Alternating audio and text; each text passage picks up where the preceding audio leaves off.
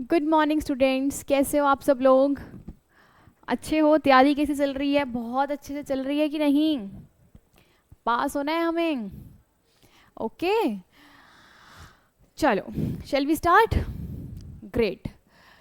तो स्टूडेंट्स, जो हम क्लास में डिस्कशन कर चुके थे कि कॉन्ट्रैक्ट क्या होता है और एग्रीमेंट क्या होता है, right?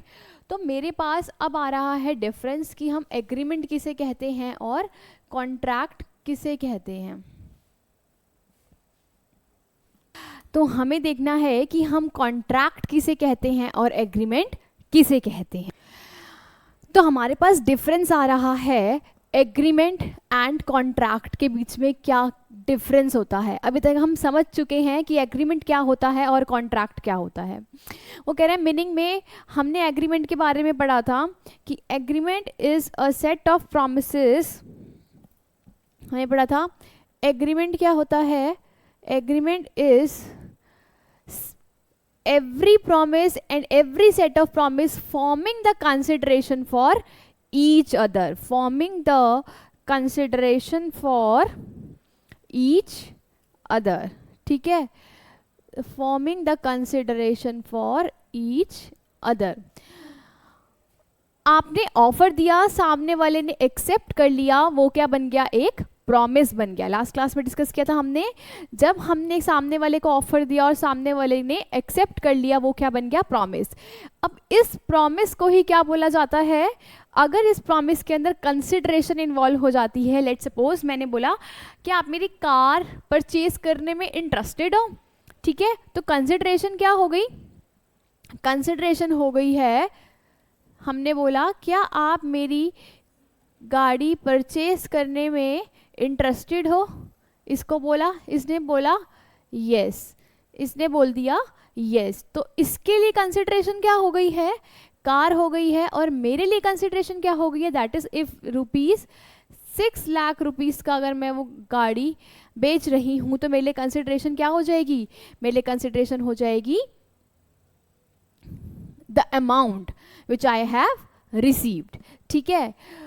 Now what is contract? Contract में सिंपल बोल दिया, the agreement that is enforceable by law, जिसमें इन्फोर्सिबिलिटी बाय लॉ है, जिसमें हमारे पास कौन सा आता है? Commercial agreement. एग्रीमेंट के कौन कौन से टाइप्स होते हैं? Social agreement, domestic agreement and commercial agreement. तो सबसे बड़ा वाइडर टर्म में हम किसको बोलेंगे कि वाइडर कौन है? एग्रीमेंट है या फिर कॉन्ट्रैक्ट है? हम बोलेंगे एग्रीमेंट बड़ा है ना। बात समझने की कोशिश करो, एग्रीमेंट ही तो बड़ा हो गया ना।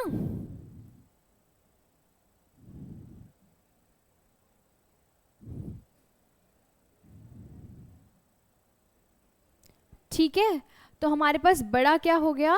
हमारे पास बड़ा हो गया है, हमारे पास बड़ा क्या हो गया? हमारे पास बड़ा हो गया है एग्रीमेंट। एग्रीमेंट हमारे पास वाइडर हो गया है। क्यों?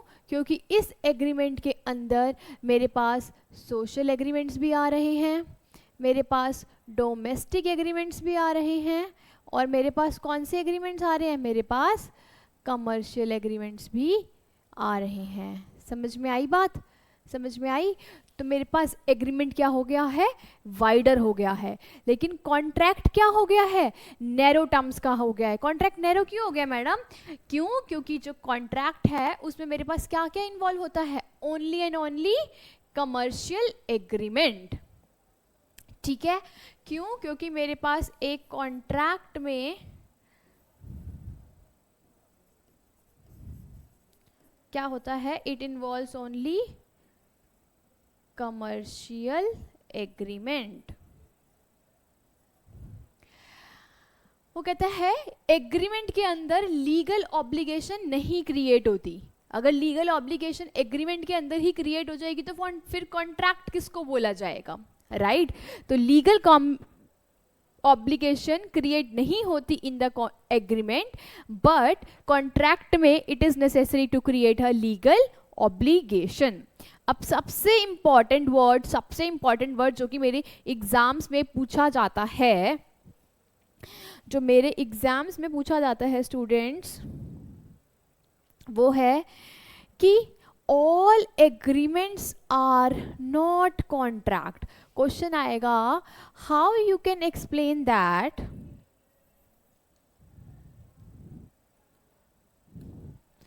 how you can explain that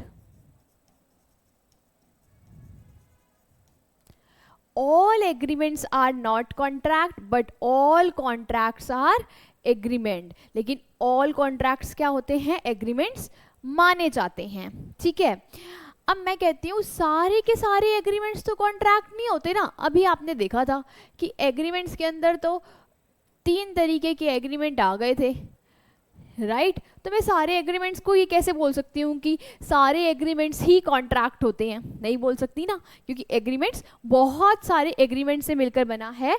अभी जो हमने डिस्कस किया था agreement social, domestic and commercial agreement से मिलकर बना है एग्रीमेंट, बट कॉन्ट्रैक्ट के अंदर it only and only involves commercial agreement. ठीक है, तो इसलिए हम बोलते हैं. लेकिन कॉन्ट्रैक्ट की बात करूं तो सारे के सारे कॉन्ट्रैक्ट्स क्या होते हैं, एग्रीमेंट्स होते हैं. क्यों, क्योंकि कॉन्ट्रैक्ट्स के अंदर जो एग्रीमेंट आता है that is commercial agreement which is a part of agreement. Clear. So this is the important question जिसमें हमें बोला जाएगा कि साहब बताइए, हमें बोला जाएगा कि साहब बताइए कि all agreements are not contracts but all contracts are agreement.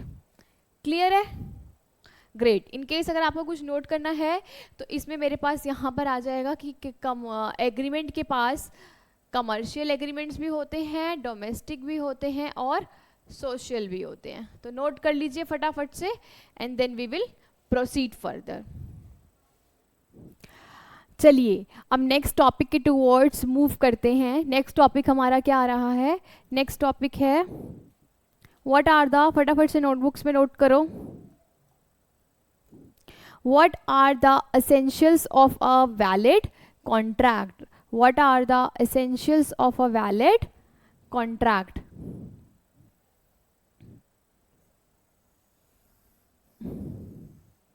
अब हमें पॉइंट ध्यान में रखने हैं कि क्या क्या रिक्वायर्ड है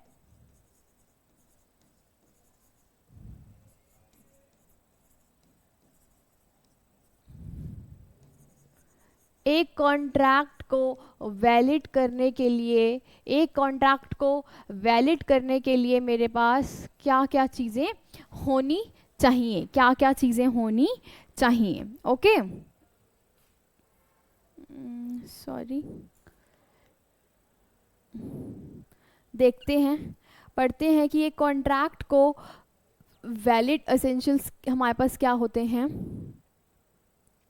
सबसे पहले हम पढ़ने जा रहे हैं ऐसी बातें जो एक कॉन्ट्रैक्ट, आप खुद सोच के देखो, अगर आप किसी के साथ कॉन्ट्रैक्ट कर रहे हो तो आपको क्या लगता है एक वैलिडिटी ऑफ कॉन्ट्रैक्ट कैसे होगा. तो उसका फर्स्ट पॉइंट आता है मेरे पास, उसका फर्स्ट पॉइंट आता है साहब 2 पार्टीज तो होनी चाहिए ना. अगर एक हम कॉन्ट्रैक्ट कर रहे हैं तो अपने आप से तो करेंगे नहीं, अपने आप से कर सकते हैं नहीं. तो there must be 2 parties, there must be 2 parties जिसके बीच में क्या होगा, ये कौन है, ये कौन है, ए, और ये कौन है, कौन है, ये ए की गर्लफ्रेंड लिख दूं, ये कौन है, ए की गर्लफ्रेंड. ठीक है, तो लेकिन हाँ यहाँ पर कोई सोशल और डोमेस्टिक एग्रीमेंट आ गया तो it will not a part of our contract. ठीक है, तो there must be a commercial contract between A और ए की गर्लफ्रेंड के बीच में. जैसे कि ए ने बोला मैं अपनी कार सोल्ड करना चाहता हूँ, तो ए की गर्लफ्रेंड बोल रही है yes I am ready to buy your car. So this is called a commercial agreement. So there must be 2 parties. तो 2 parties involve होनी चाहिए जब आप क्या कर रहे हो, एक आप valid contract की बात कर रहे हो. बात समझ में आई. So one party cannot contract with himself.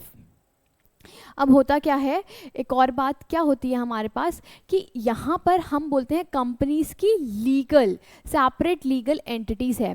तो अगर कोई भी पर्सन एक कंपनी के साथ क्या करता है, एक कंपनी के साथ कॉन्ट्रैक्ट करता है, then also it is considered as a two parties, right, because companies firms ये क्या है, इनकी एक क्या है, एक सेपरेट लीगल एंटिटी होती है। बात समझ में आती है? ग्रेट। चलिए नेक्स्ट पॉइंट पे चलते हैं। अगर मैं यहाँ पे केस लॉ की बात करूँ, यहाँ पर क्या लिखा है, when on dissolution of a partnership the assets of the firm were divided among the partners, the assets of the firm is divided among the partners. The sales tax officer wanted to tax this transaction. It was held that it was not a sale. The partner being a joint owner of those assets cannot buy. Leave this. We can consider this one in the Sales of Goods Act. ठीक है, तो अभी सिर्फ इतना समझेंगे कि there must be a two parties.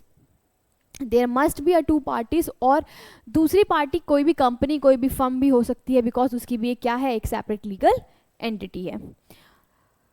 उसके बाद नेक्स्ट पॉइंट आता है, parties must intend to create legal obligation. Parties must intend to create legal obligation. अब इसमें क्या कहते हैं, इसमें कहते हैं, सेकेंड पॉइंट ही नोट करिए, इसकी heading parties must intend to create legal obligation. इसमें कहा जाता है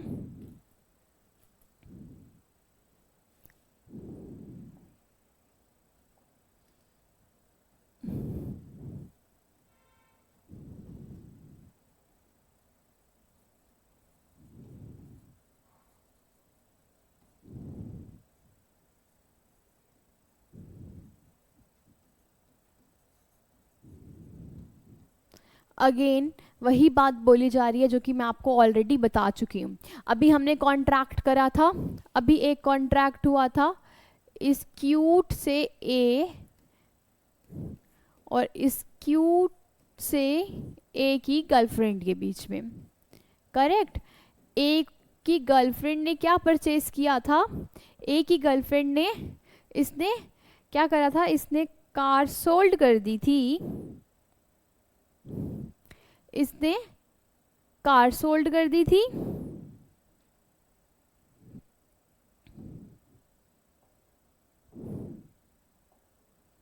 ठीक है, इसने कार सोल्ड कर दी थी और इसने इसको लेट सपोज 5 लाख रुपीस दे दिए थे। तो ये हम एंटर हो रहे थे एक कमर्शियल एग्रीमेंट में। लेकिन यहाँ पर अगर ए क्या कर रहा है, ए बोल रहा है एक अपनी गर्लफ्रेंड को, हेलो हेलो डार्लिंग, तू क्या मेरे साथ आज कॉफ़ी पीने चलेगी? समझ रहे हो बात? So what does it mean, वो क्या बुला रहा है, अपनी गर्लफ्रेंड को बुला रहा है कॉफ़ी पीने के लिए। तो उसने क्या दिया इसको, सबसे पहले इस केस में ए ने क्या बोला कि तुम मेरे साथ कहाँ चलोगे, कॉफ़ी पीने चलोगे। ये क्या था, ऑफर था। ये क्या था, ऑफर था। ये क्या था, ऑफर था, ठीक है। लेकिन जब ए की गर्लफ्रेंड ने बोला यस मैं आ जाऊंगी कॉफ़ी पीने के लिए, ये क्या हो गया, यहाँ पर ऑफर दिया गया और एक्सेप्टेंस भी हो गई। लेकिन क्या कोई लीगल ऑब्लिगेशन क्रिएट हुई है कि नहीं आएगी अगर वो कॉफ़ी पीने, तो क्या मैं कोर्ट कचहरी में चला जाऊंगा उसके लिए? No, right. तो कोई ऐसा इंटेंशन नहीं था कि हम एक लीगल ऑब्लिगेशन क्रिएट करें। तो यहाँ पर कौन सा एग्रीमेंट आ गया, ये आ गया social agreement, right. This is called social agreement, it is called social agreement. That is why there is no intention to create any legal obligation. So what does it mean, social agreement और domestic agreement जिसकी हम already बात कर चुके हैं, ये दोनों agreements legal obligation create नहीं करते हैं, सिर्फ और सिर्फ कमर्शियल एग्रीमेंट ही लीगल ऑब्लिगेशंस क्रिएट करते हैं। I hope I am clear. फटाफट से एग्जांपल्स नोट कर लीजिए।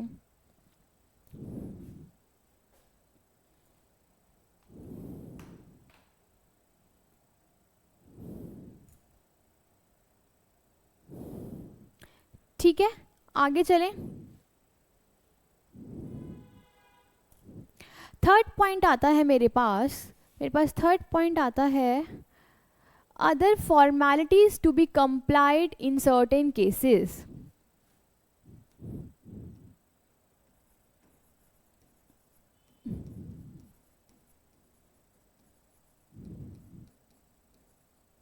अब ये क्या कहता है, ये पॉइंट क्या कहता है? ये पॉइंट कहता है साहब अगर आप एग्रीमेंट कर रहे हो ना, तो आपका एग्रीमेंट ओरल भी हो सकता है और आपका एग्रीमेंट रिटन भी हो सकता है, ठीक है। लेकिन व्हाट डज इट मीन कि मेरा एग्रीमेंट बोले तो जब लीगल ऑब्लिगेशन आ गई तो क्या बन गया, वो कॉन्ट्रैक्ट बन गया। तो यहाँ पर कहना है कि जब एक कॉन्ट्रैक्ट बन जाता है, जब एक कॉन्ट्रैक्ट हो जाता है, तो वो कॉन्ट्रैक्ट ओरल भी हो सकता है और वो कॉन्ट्रैक्ट रिटन भी हो सकता है। ऐसा नहीं है कि ओरल कॉन्ट्रैक्ट को हम कंसिडर नहीं करने वाले हैं, ओरल कॉन्ट्रैक्ट को भी कंसिडर कर लेते हैं। बट पॉइंट क्या है साहब, बट पॉइंट ये है जहाँ पर मुझे रिक्वायर्ड है कि मेरा एग्रीमेंट, मेरा कॉन्ट्रैक्ट रिटन में होना चाहिए, so it should be in written, तो वो कॉन्ट्रैक्ट रिटन में होना चाहिए। लाइक जस्ट से एन एग्जाम्पल, अगर मैं इंश्योरेंस प्रीमियम पे कर रही हूँ और मैंने अपना इंश्योरेंस लिया है, ठीक है, मैंने अपना लाइफ इंश्योरेंस लिया है या मैंने कंपनी का कुछ इंश्योरेंस लिया है, तो इस केस में आपके पास एविडेंस होना चाहिए। इन केस अगर लाइफ को कुछ हो जाता है तो what you have proof with you. आपने तो ओरल एग्रीमेंट इस केस में नहीं कर सकते ना, करेक्ट। तो जिन जिन सिचुएशंस में मेरे पास मुझे एक रिटन एग्रीमेंट की रिक्वायरमेंट है, जहाँ पर मुझे रिटन एग्रीमेंट की रिक्वायरमेंट है, जहाँ पर मुझे रिटन एग्रीमेंट की रिक्वायरमेंट है, जहाँ पर मुझे साइन करने हैं, जहाँ पर मुझे स्टैंपिंग करनी है, जहाँ पर मुझे क्या करना है, जहाँ पर मुझे स्टैंप लगानी है, उस केस में मेरे पास जो एग्रीमेंट है वो कैसा होना चाहिए, रिटन में होना चाहिए। बात समझ में आती है? आपका एग्रीमेंट ओरल भी हो सकता है, रिटन भी हो सकता है, लेकिन अगर जिस केसेस में आपको रिटन में कंपल्शन है, जिस सिचुएशंस में आपको ये चीज़ प्रूफ करनी है, तो उसका प्रूफ करना आप ओरली तो प्रूफ नहीं कर सकते ना। फलाने बंदे ने मुझे कहा था कि वो मुझे इंश्योरेंस प्रीमियम का पैसा देगा, साहब do you have any written document with you? If yes, only then आप उसको कोर्ट में प्रूफ कर सकते हो, कोर्ट में क्लेम कर सकते हो। क्लियर? नोट कर लो फटाफट से। सी यहां पर भी लिखा हुआ है, देखो,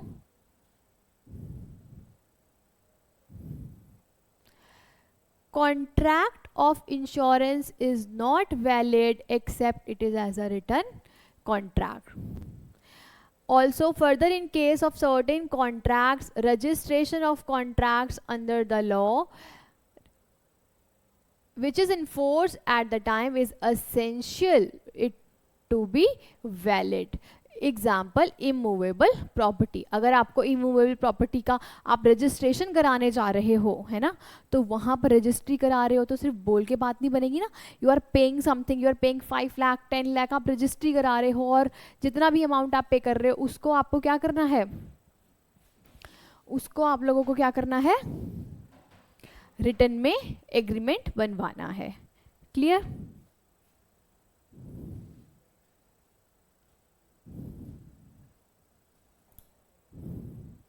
चलिए आगे चलते हैं अपने नेक्स्ट पॉइंट के टूवर्ड्स.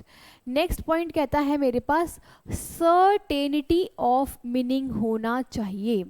अगर आप, ये हम किसके टाइप्स पढ़ रहे हैं, हम किसके पॉइंट्स पढ़ रहे हैं, हम पॉइंट्स पढ़ रहे हैं कि क्या क्या असेंशियल है एक वैलिड कॉन्ट्रैक्ट के लिए. ठीक है, तो मेरे पास फोर्थ पॉइंट कहता है कि मेरे पास सर्टेनिटी ऑफ मीनिंग होना चाहिए.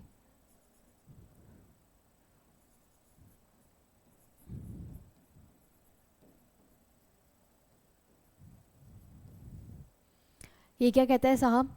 सर्टेनिटी का मतलब है आपको पता होना चाहिए कि अगर मैं कॉन्ट्रैक्ट में एंटर हो रही हूँ तो कौन से कॉन्ट्रैक्ट में एंटर हो रही हूँ। कोई भी सिचुएशन कॉन्ट्रैक्ट में वेग नहीं होनी चाहिए, वेग बोले तो कंफ्यूजिंग नहीं होनी चाहिए। चलो एग्जाम्पल से समझते हैं हमने क्या किया। एग्जाम्पल से समझते हैं कि हमने क्या करा। आपकी मम्मी ने बोला बेटा जा, मुझे ना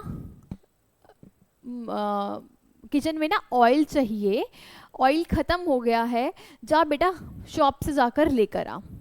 तुम चल भी दिए लेने के लिए, मम्मी ने पैसा तो दे दिए, है ना। अब जब मम्मी ने पैसे दे दिए, अब आप जब शॉप पे जाके पहुँचे तो आपने बोला भैया जी ऑयल दे दो। नेक्स्ट क्वेश्चन भैया क्या पूछेंगे कि बेटा कौन सा ऑयल देना है। आपकी मम्मी ने तो बताया ही नहीं आपको कौन सा ऑयल देना है। रिफाइंड देना है, मस्टर्ड ऑयल देना है, देसी घी देना है। अरे भाई कौन सा तेल देना है, समझ रहे हो बात। So what does it mean, आपको पता होना चाहिए कि अगर एक कॉन्ट्रैक्ट में हम एंटर हो रहे हैं तो उसकी सर्टेनिटी होनी चाहिए, वो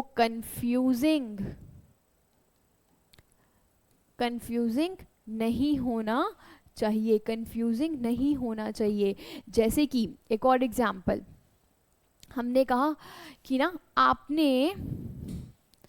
आपने अपनी फ्रेंड से एग्रीमेंट करा, आपने अपनी फ्रेंड से को प्रपोजल दिया कि मैं अपनी कार सोल्ड करना चाहता हूँ, ठीक है। इसने एक्सेप्ट भी कर लिया, इसने एक्सेप्टेंस भी दे दी। इन्होंने क्या दे दिया है, अपनी एक्सेप्टेंस भी दे दी। अब जब इन्होंने अपनी एक्सेप्टेंस दे दी, अब जो ये ए है या फिर ये जो ए पर्सन है,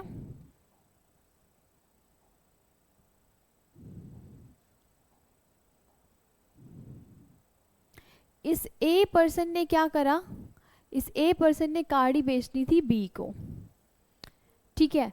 अब ए ने बोला, अब ए के पास, इसने गाड़ी बेचनी थी बी को, उसने ऑफर दिया और इसने एक्सेप्टेंस भी दे दी। अब ए के पास ना दो गाड़ियाँ हैं, दो, एक ब्लैक कलर की भी है और एक रेड कलर की भी है, ठीक है।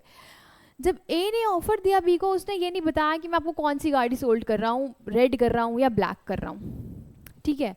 ना ही बी ने पूछा और एक्सेप्टेंस दे दी। बी को लग रहा है कि जो मुझे गाड़ी मिलने वाली है वो मिलने वाली है रेड कलर वाली, और ए को लग रहा है जो मैं गाड़ी बेचने का ऑफर दिया है, मैंने दिया है ब्लैक कलर की गाड़ी बेचने का offer. So there is some confusion between the two parties. So there will be some confusion between the parties कि भैया मुझे रेड कलर की गाड़ी मिल रही है, मुझे रेड कलर की गाड़ी मिल रही है या फिर मुझे ब्लैक कलर की गाड़ी मिल रही है। बात समझ में आई। So there must be no confusion between the two parties who are entered into any contract. Quickly note down करो स्टूडेंट्स।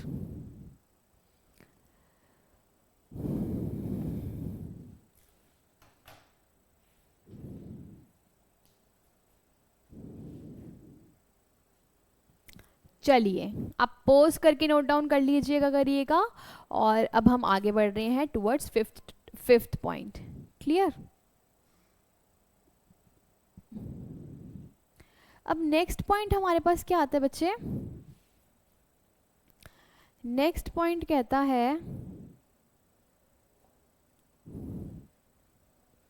नेक्स्ट पॉइंट है फिफ्थ पॉइंट। नेक्स्ट पॉइंट कहता है पॉसिबिलिटी। ये देखो नेक्स्ट पॉइंट हमारे पास कहता है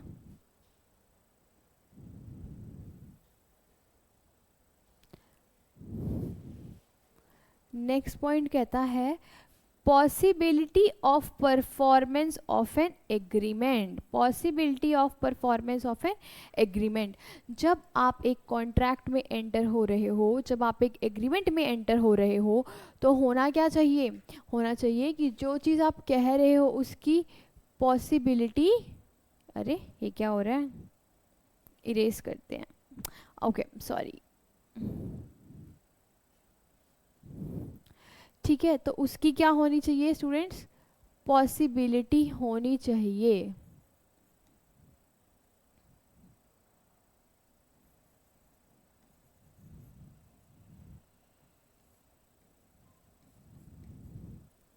पॉसिबिलिटी ऑफ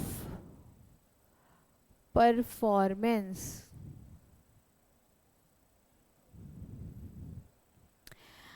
अब मैंने किसी के साथ कॉन्ट्रैक्ट एंटर करा, ए ने ए की गर्लफ्रेंड के साथ कॉन्ट्रैक्ट एंटर करा, मैं ना तेरे को ना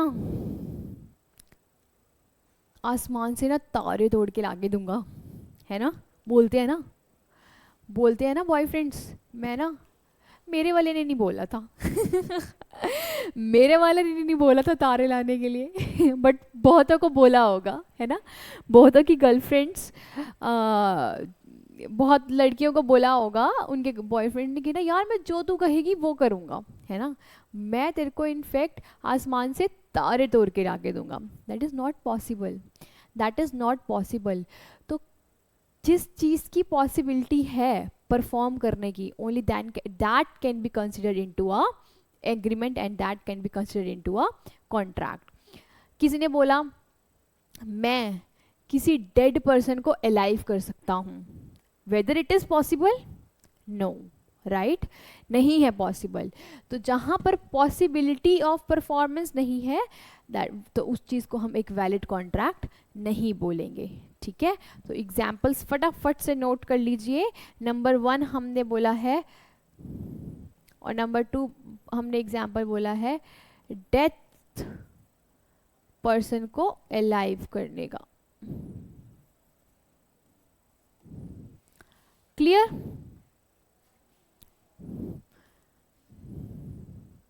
या फिर कोई परी आसमान से आ गई जो कह रही है कि मैं आपको ये दे दूंगी वो दे दूंगी, ट्रेजर्स बाय मैजिक हो रहा है, तो that all things are not possible, that is beyond your performance level. ठीक है, नोट करो।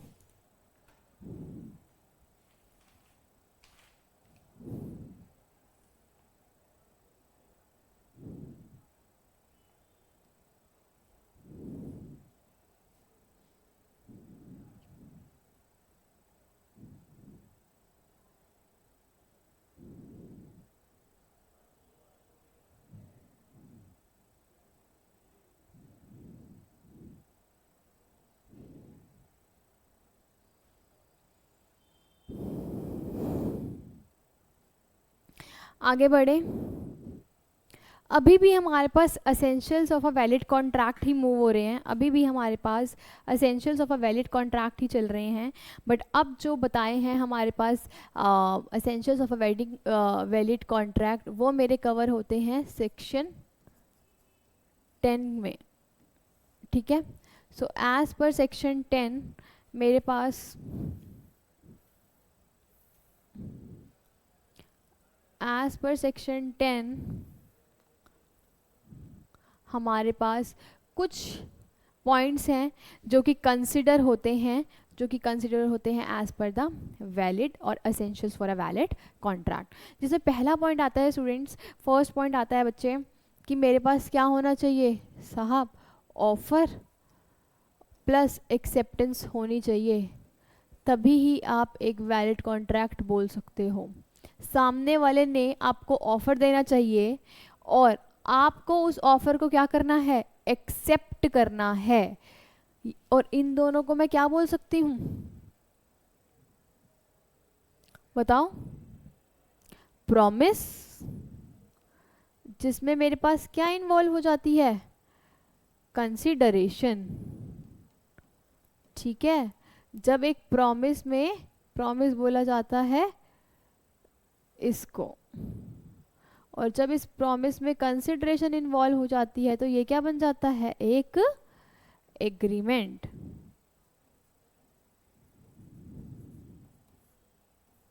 तो कह क्या रहे हैं, जब आप ऑफर दोगे और सामने वाला उसको एक्सेप्ट करेगा एंड देन कंसिडरेशन इन्वॉल्व होके ये क्या बन जाए, ये क्या बन जाएगा, ये बन जाएगा एक एग्रीमेंट। तभी हम बोलेंगे कि ये क्या है, एक वैलिड कॉन्ट्रैक्ट है। अगर सामने वाले ने ऑफर ही नहीं दिया, उसने अपने आप ही एक्सेप्टेंस दे दी, then we can not consider it as an valid contract. ठीक है, नेक्स्ट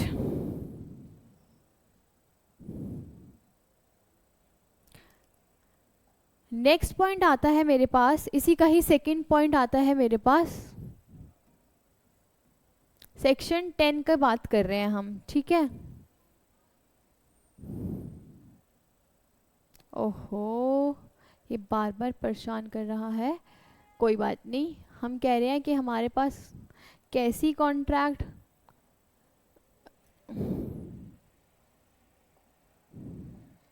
हम कह रहे हैं हमारे पास फ्री कंसेंट होनी चाहिए। क्या कह रहे हैं हम, हमारे पास फ्री कंसेंट होनी चाहिए। इसका मतलब क्या है, अगर मैंने सामने वाले को ऑफर दिया, ठीक है, और उसको क्या देनी है, एक्सेप्टेंस देनी है, लेकिन मैंने उसको डरा धमका के दिया। मैंने बोला कि अपनी गाड़ी मुझे भेज दे, अपनी गाड़ी तू मुझे बेच दे, वरना मैं क्या करूँगा, तोड़ फोड़ कर दूंगा तेरे घर में, है ना। कभी हम डरा धमका के भी किसी से कोई एक्ट करवा सकते हैं ना, फ्रॉड से, मिस इंटरप्रिटेशन से हम क्या करा सकते हैं, किसी के साथ कॉन्ट्रैक्ट में एंटर हो सकते हैं ना। तो सामने वाला जो आपको अपनी गाड़ी सोल्ड कर रहा है, वो किसके, मेरे प्रेशर में आके कर रहा है ना, दबाव में आके कर रहा है ना, तो उस केस में हम एक वैलिड कॉन्ट्रैक्ट उसको नहीं बोलेंगे। तो वैलिड कॉन्ट्रैक्ट सिर्फ उसी को बोला जाएगा जब एक एक्सेप्टर अपनी एक्सेप्टेंस देगा, इसको कहते हैं एक एक्सेप्टर, इसको एक्सेप्टेंस देनी है ना अपनी, तो एक एक्सेप्टेंस जब अपनी एक्सेप्टेंस देगा, वो कैसा देगा, acceptance must be free, free होनी चाहिए, किसी के भी ड्यू टू प्रेशर में आके आपको, ड्यू टू प्रेशर में आपको अपनी कंसेंट नहीं देनी है। अगर ऐसा होता है तो उस केस में हम इसको एक वैलिड कॉन्ट्रैक्ट नहीं बोलेंगे। ठीक है, नोट करो फटाफट से।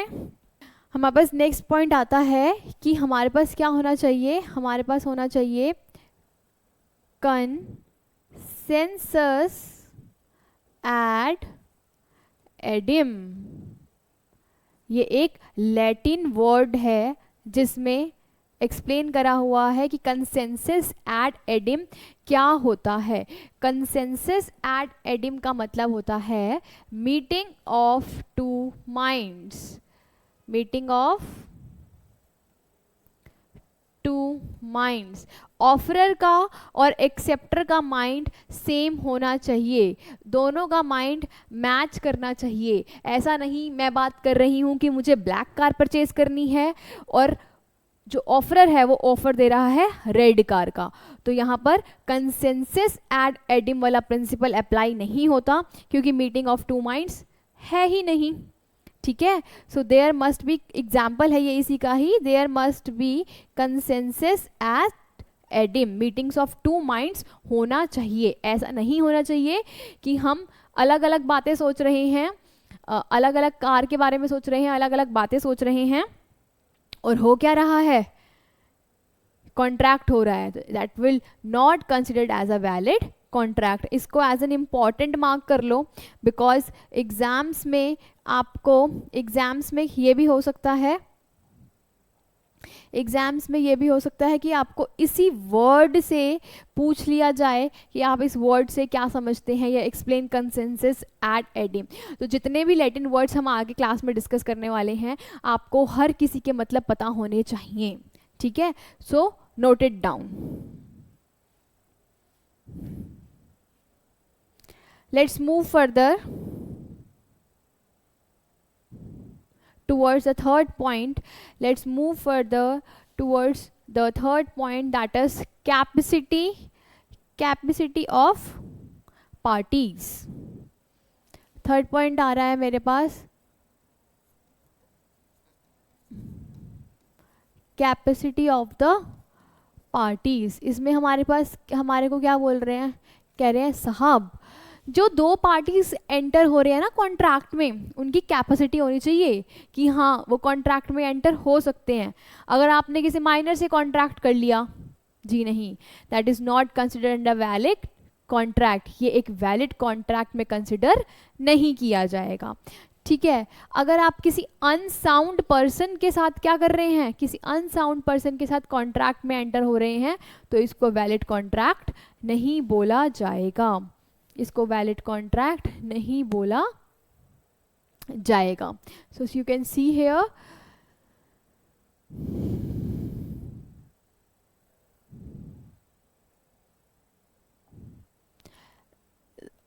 capacity of the parties, every person who is competent to the contract who is at the age of majority, जो कितने की होना चाहिए, एज ऑफ मेजॉरिटी का होना चाहिए, दैट इज 18 और 18 प्लस होना चाहिए, साउंड माइंड का होना चाहिए and is not otherwise disqualified, और ऐसा नहीं होना चाहिए जहाँ किसी और कॉन्ट्रैक्ट में उसको डिसक्वालीफाई कर रखा है, उसके ऊपर कोई कोर्ट केसेस कुछ मुकदमे चल रहे हैं और आप ऐसी पार्टीज के साथ जाकर कॉन्ट्रैक्ट में आ जाते हो तो वो भी कैसा हो जाएगा, वो भी कॉन्ट्रैक्ट वैलिड नहीं रहेगा। ठीक है, वो भी क्या नहीं रहेगा, वो भी कॉन्ट्रैक्ट वैलिड नहीं रहेगा। क्लियर है जी? तो कैपेसिटी ऑफ कॉन्ट्रैक्ट में मेरे पास क्या आ जाएगा कि मेरे पास क्या होना चाहिए, मेरे पास पर्सन कैसा होना चाहिए, एज ऑफ मेजॉरिटी का होना चाहिए, साउंड माइंड का होना चाहिए, और कैसा होना चाहिए, किसी भी अदर एक्ट में वो डिसक्वालीफाई नहीं होना चाहिए। क्लियर है जी? चलो नेक्स्ट पॉइंट करते हैं। नेक्स्ट पॉइंट क्या कहता है हमारे को,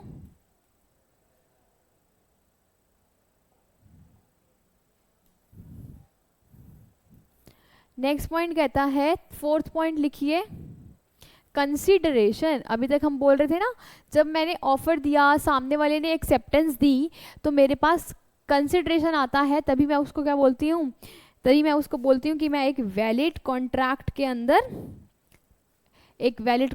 के अंदर एंटर हो रही हूँ। तो फोर्थ पॉइंट आता है मेरे पास consideration.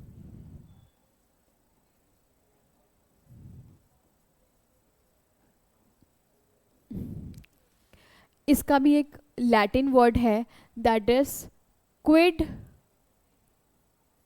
Pro Q. Quid pro Q, quid pro Q कहता है साहब मेरे पास अगर क्विड प्रो क्यू समथिंग, इसका मतलब क्या है, इसका मतलब क्या है, इसका मतलब है समथिंग इन रिटर्न। साहब आप एक कॉन्ट्रैक्ट में एंटर हो रहे हो तो देयर मस्ट बी कंसिडरेशन। इसको भी आप लोग स्टार मार्क्ड करिए, इसको भी स्टार मार्क्ड करिए, एग्जाम्स में ये भी पूछा जा सकता है। ठीक है, तो वो कह रहा है समथिंग इन रिटर्न होना चाहिए, एक कॉन्ट्रैक्ट में एंटर करने के लिए मेरे पास कंसिडरेशन होना बहुत बहुत ज़रूरी है, कंसिडरेशन होना बहुत बहुत ज़रूरी है। ठीक है जी, नेक्स्ट पॉइंट आता है, नेक्स्ट पॉइंट आता है मेरे पास, कह रहा है लॉफुल ऑब्जेक्ट और लॉफुल कंसिडरेशन होनी चाहिए।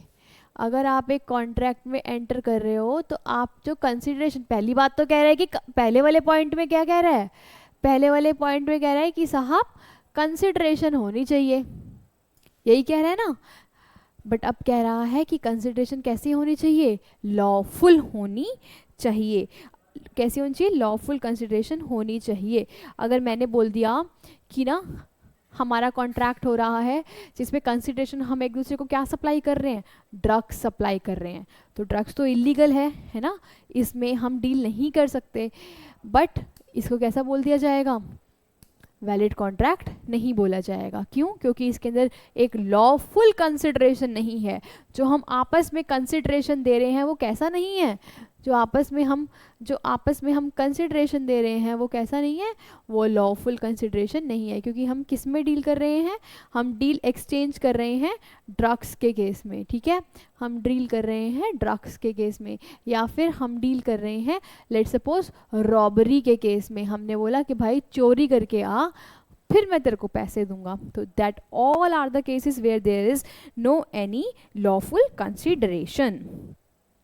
नेक्स्ट पॉइंट आ रहा है मेरे पास, not expressly declared to be void. 6th point आ रहा है, not expressly declared to be void.